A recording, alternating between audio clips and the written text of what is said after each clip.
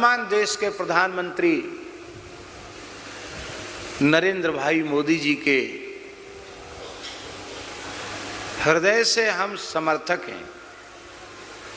व्यक्ति के समर्थक नहीं हैं, उनके कार्यों के समर्थक हैं। भगवान ने उनके द्वारा जो बड़े बड़े कार्य कराए हैं उनके हम समर्थक हैं। लेकिन बहुत बड़ी आशा थी कि वे अपने प्रधानमंत्रित्व काल में गोरक्षण गो संवर्धन के लिए कोई ठोस योजना बनाएंगे और उनके शासन काल में भारत की धरती गोवध के कलंक से विमुक्त होगी। लेकिन हम अपना ही दुर्भाग्य मानते हैं कि अब तक यह संभव नहीं हो पाया।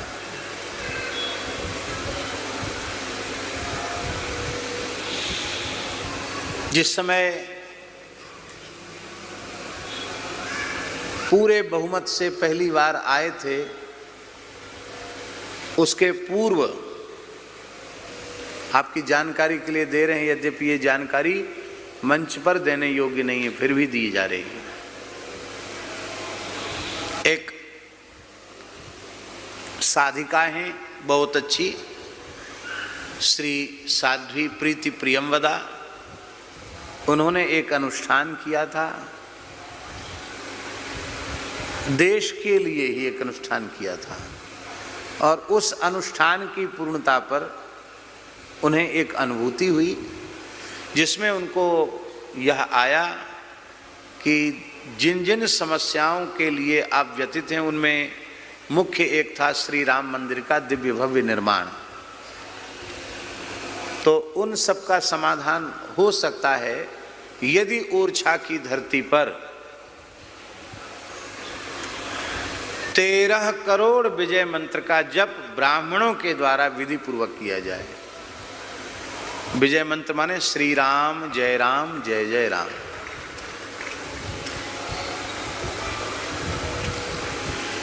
उन्होंने अपनी बात हमको बताई, रेवासा महाराज जी को बताई। फिर हम लोगों ने प्रयास शुरू किया कि पहले तो वैसे ब्राह्मण मिलें जो उतनी श्रद्धा से जप कर सकें। तो महाराष्ट्र के नामनिष्ठ संत श्री गोंदवलेकर जी की परंपरा के ब्राह्मणों ने स्वीकृति प्रदान की। महाराष्ट्र से ब्राह्मणों का समुदाय आया, ओरछा में सारी व्यवस्था हुई और संघ ने, विश्व हिंदू परिषद ने उसमें आर्थिक सहयोग किया। यद्यपि खुलकर के मंच पर नहीं आए, इसलिए यद्यपि विशिष्ट महानुभाव जो भी थे सब उस कार्यक्रम में आए, लेकिन यह क्यों किया जा रहा है, किस लिए किया जा रहा है, इस बात को प्रकाशित नहीं किया गया था। बस ये था कि हमारे ठाकुर जी और रेवासा महाराज मिलकर के आयोजन कर रहे हैं। तत्कालीन सभी विशिष्ट महानुभाव आए थे और उस समय संकल्प में ये बात बोली गई थी कि पूर्ण बहुमत की सरकार, स्थायी सरकार भारत में आवे, जिससे भारतवर्ष की अवशिष्ट जितनी बड़ी बड़ी समस्याएं हैं उन सभी समस्याओं का समाधान हो। उसमें मंदिर निर्माण, गोरक्षा, कश्मीर, सब समस्याओं का भी स्मरण किया गया था।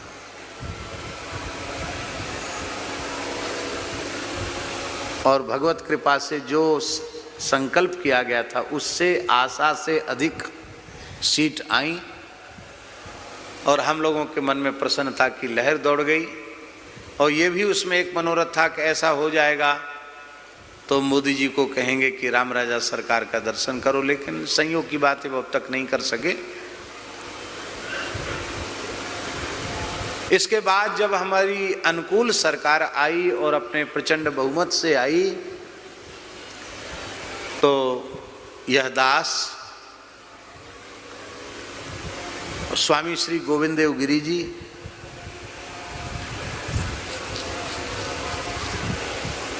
श्री स्वामी प्रज्ञानानंद जी महाराज जगन्नाथपुरी उड़ीसा, श्री दिनेश गिरी जी महाराज, राधा कृष्ण जी महाराज, हम, आप भी थे महाराज? आप नहीं थे। हम लोग, पथमेड़ा महाराज जी, स्वामी श्री दत्त शरणानंद जी महाराज, हम लोगों ने संघ प्रमुख, वर्तमान में भी वही संघ प्रमुख हैं, सम्मान्य श्री मोहन भागवत जी, मोहन भागवत जी से संघ कार्यालय में संपर्क किया कि हम लोग कुछ जरूरी बात करना चाहते हैं। उन्होंने समय दे दिया कि नागपुर में आप लोग आ जाइए और हम लोग बैठ करके चर्चा करें। संयोग की बात थी कि हम लोग दिल्ली से फ्लाइट से नागपुर जा रहे थे और वो भी एयरपोर्ट में ही मिल गए भागवत जी, वो भी उसी फ्लाइट में थे। तो वो भी संयोग हो गया कि साथ साथ जाने का संयोग, उनके यहाँ जाना ही था, उन्होंने ही बुलाया था। और उन्होंने खूब समय दिया, लगभग 2 घंटे का समय। 2 घंटे का समय कम नहीं होता, बहुत समय होता है। खूब खुलकर चर्चा हुई और अंत में उन्होंने कहा कि आप लोगों की जो चिंता है, उस चिंता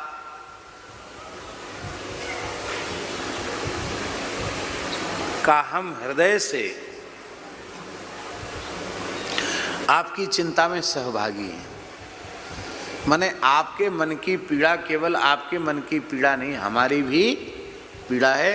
आपकी चिंता से, आपके विचारों से हम हृदय से सहमत हैं और आप लोग धैर्य रखिए, समय आने दीजिए, सब काम हो जाएगा। बस अभी ज़्यादा हल्ला गुल्ला न मचाया जाए। तो हम लोगों ने कहा बिल्कुल ठीक, आप बड़े हो, आपने कह दिया, हम लोगों ने मान लिया। लेकिन एक पंचवर्षीय योजना धैर्य धारण करते करते व्यतीत हो गई। दूसरी पंचवर्षीय योजना भी धैर्य में और आशा में ही चली गई। यद्यपि वो खाली बैठे रहे ऐसा हम नहीं कहते, राष्ट्र के बहुत बड़े बड़े काम उनके द्वारा हुई, लेकिन यह एक मुख्य बिंदु जिसमें भारतीयता, राष्ट्रीयता, भारत की अस्मिता जिस मुख्य बिंदु से जुड़ी हुई है, उस संबंध में अब तक कोई ठीक समाधान नहीं आया। ये बात से मन में बहुत पीड़ा होती है।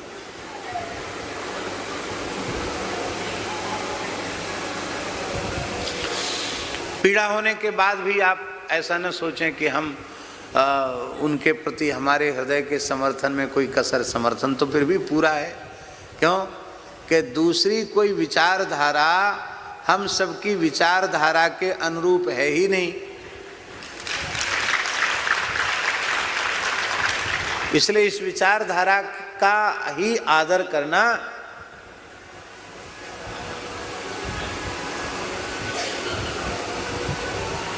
वो हमारे जैसे लोगों के लिए आवश्यक है, इसलिए किया जा रहा है, करना भी चाहिए।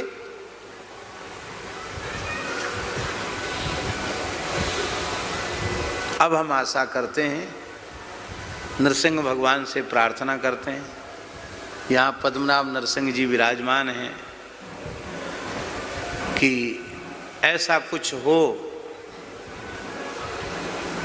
कि इस पंचवर्षीय शासन काल में भारत की धरती गोवध के कलंक से विमुक्त हो जाए।